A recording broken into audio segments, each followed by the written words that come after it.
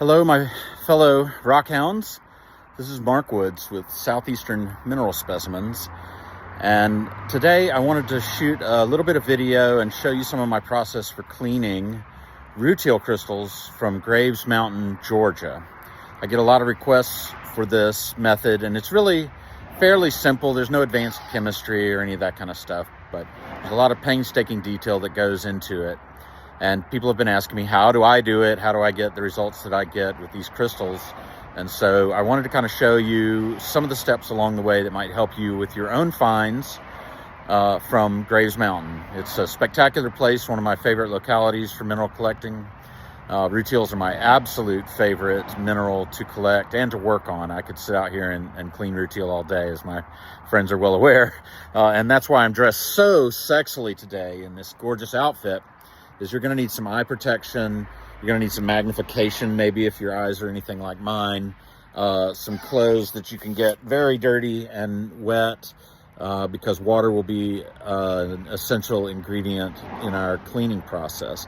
So pardon the noise in the background. The road is close by. My laboratory is in an area that I don't have very good acoustics for shooting this, but we're going to proceed anyway. So bear with me. I'm going to switch the camera around, and then we'll take a look at a few examples of rutile crystals at various stages of preparation, and then I'll show you a few of the methods that I use.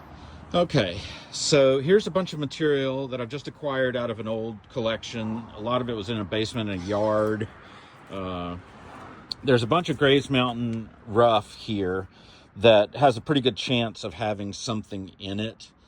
And we can tell this by the relative density, or even sometimes by bits of crystals showing, which of course this one barely does. Like you can see, it's a tiny bit of reflection there of a flat face. That's a good indication of something below.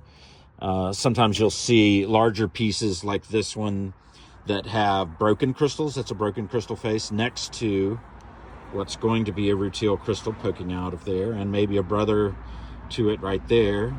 So you start to get a feel for the angles, the reflectivity, the color, and how these crystals present themselves when you first find them out at Graves Mountain, whether it be sifting through the loose soil or breaking open boulders, or just getting rough from a friend's old collection.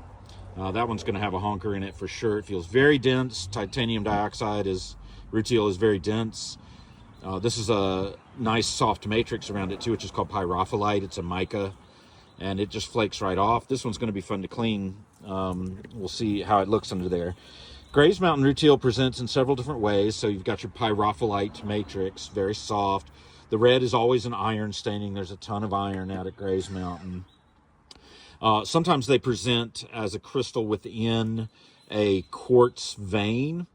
Now, these crystals can be very sharp and attractive, but they're often going to be what we call a nickel or a satin finish. They're not typically going to have the most mirror-like luster to them. A lot of that has to do with the final stages of how the quartz grows onto the crystal and some chemistry that I don't even really understand.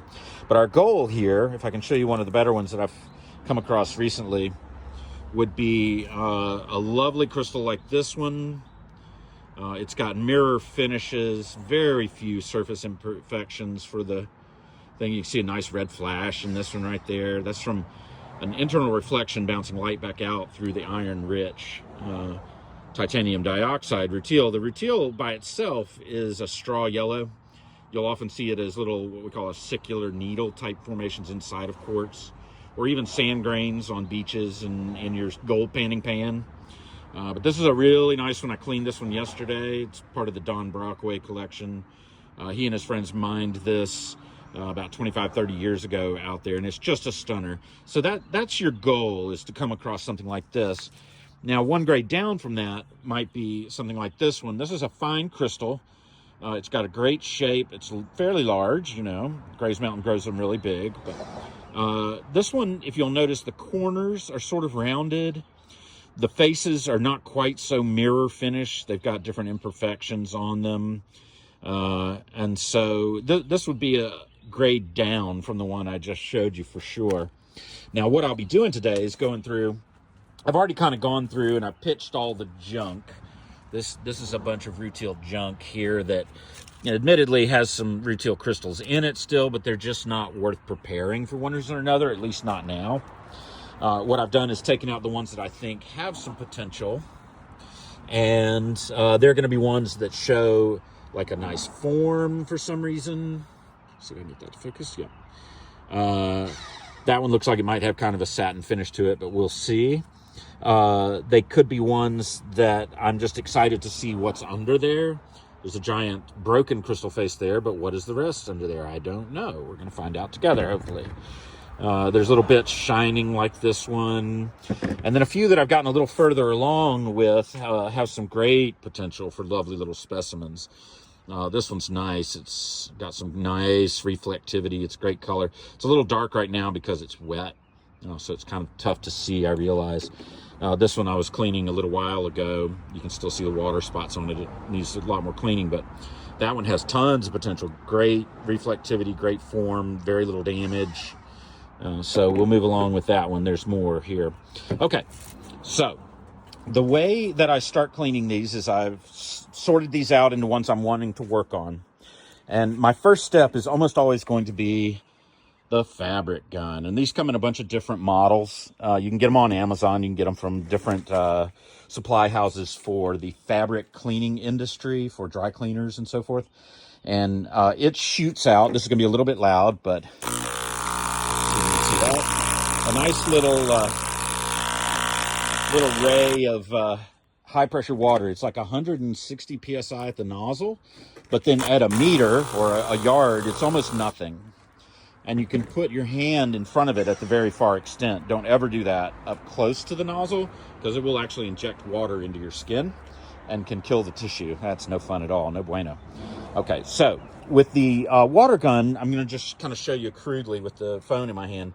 I'm gonna be trying to excavate the gross form of the crystal to see where it might need working. So I would do something like this.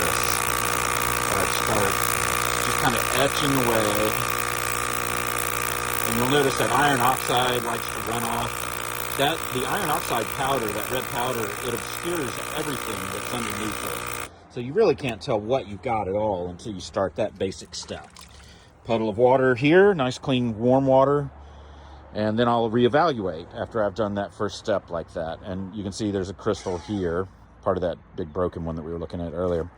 So what I'll do, let's see if there's one here that, like, this is that soft pyrophyllite matrix. It should just blow right off. So let me see if I can focus in on that a little bit and then show you how that looks under the water gun. See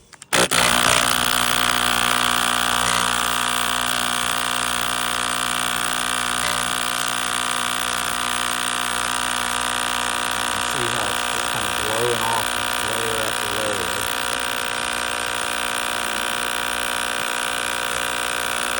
And you can really carefully control the amount of force you're using with the water by varying the distance from the nozzle. The beautiful thing about this is that you'll start getting to where you're not going to hurt the rutile. The rutile is incredibly hard. You can scratch it with steel tools, but it's tough. So see, we've got a little bit of rutile showing there.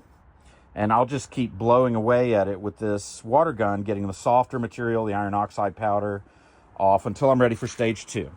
So stage 2 is where I'm going to want to take something like an X-Acto blade is my favorite, something like this.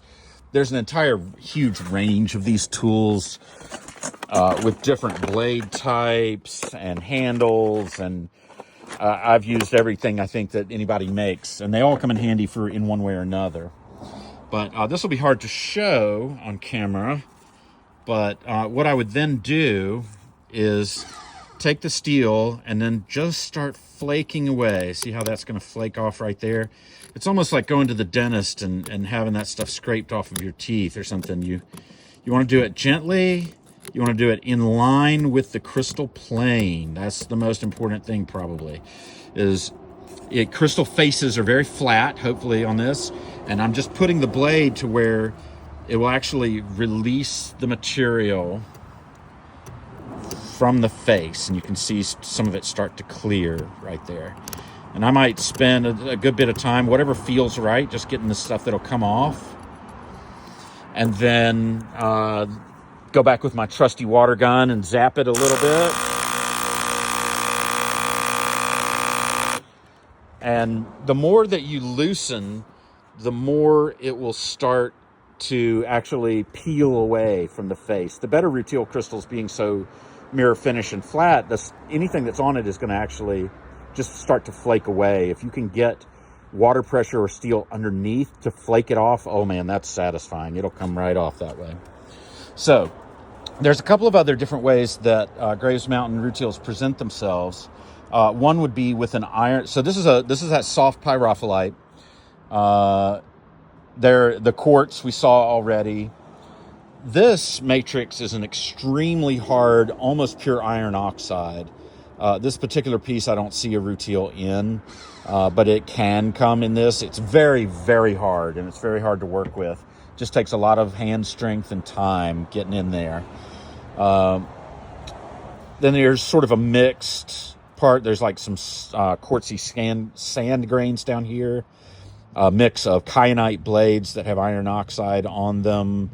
And then your rutile crystal is embedded here, and you can see where it just really needs some cleaning on these faces here. This side is already broken, so we just won't worry about it too much, but we'll see what's on this side.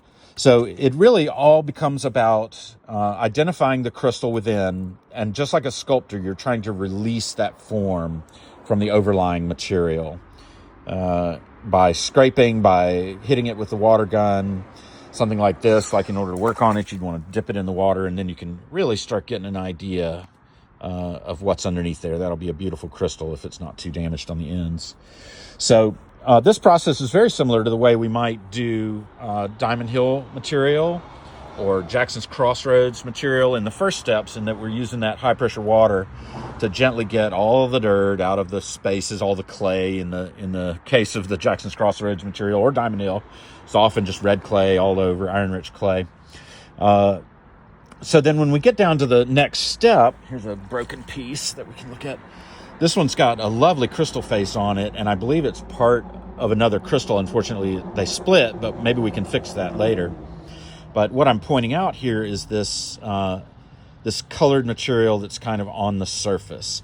And that is a hematite. It's colored because it's got an iridescent hematite thing to it, which can be very desirable in Graves Mountain material, such as when it's on the quartz crystals. When this one dries, you'll be able to see it a lot better.